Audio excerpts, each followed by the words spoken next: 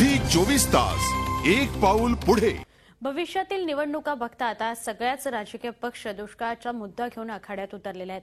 भुजबळ फाउंडेशनने नाशिक फेस्टिवल रद्द करत हा निधी पाणी अडवा पाणी जिरवण्याची मोहीम हाती घेतली आहे। तर पाणी मिळावं म्हणून मनसे, भाजप आणि शिवसेनेने नाशिक जिल्ह्यात विविध ठिकाणी आंदोलनं केली।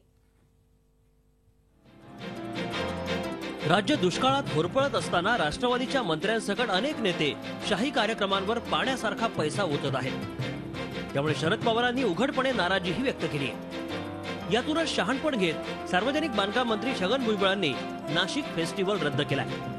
हा पैसा आता दुष्काळग्रस्तांच्या मदतीसाठी वापरला जाणार आहे।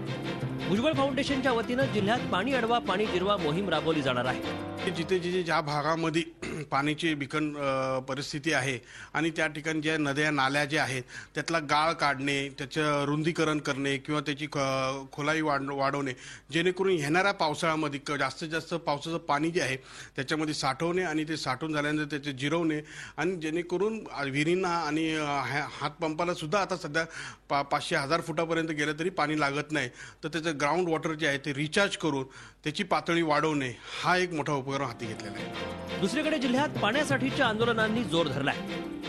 येवला तालुक्यातील राजापूर परिसरातील गावांमध्ये पाण्याचे प्रश्न गंभीर असल्यानं बंधारा बांधण्यासाठी नागरिकांनी उपोषणाचं हत्यार उपसलंय। भाजप शिवसेनेनं साथ देत राष्ट्रवादीला कोंडीत आणायचा प्रयत्न केला। नाशिक जिल्हा परिषदेसमोरही राजीव गांधी पाणी पुरवठा योजनेतील कोट्यवधी खर्च होऊनही अनेक गावांना पाणी मिळत नसल्यानं मनसेतर्फे आंदोलन करण्यात आलं।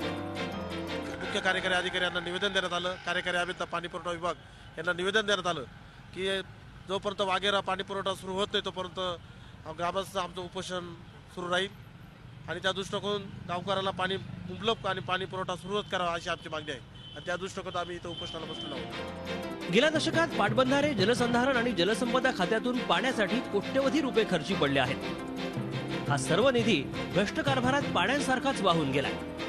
दुष्काळात राजकारण आणि श्रेयवाद बाजूला ठेवून तहानलेल्यांना पाणी कसं देता येईल हे पाहणं गरजेचं आहे। झी 24 ताससाठी येवल्याहून चेतन कोळससह योगेश खरे, नाशिक।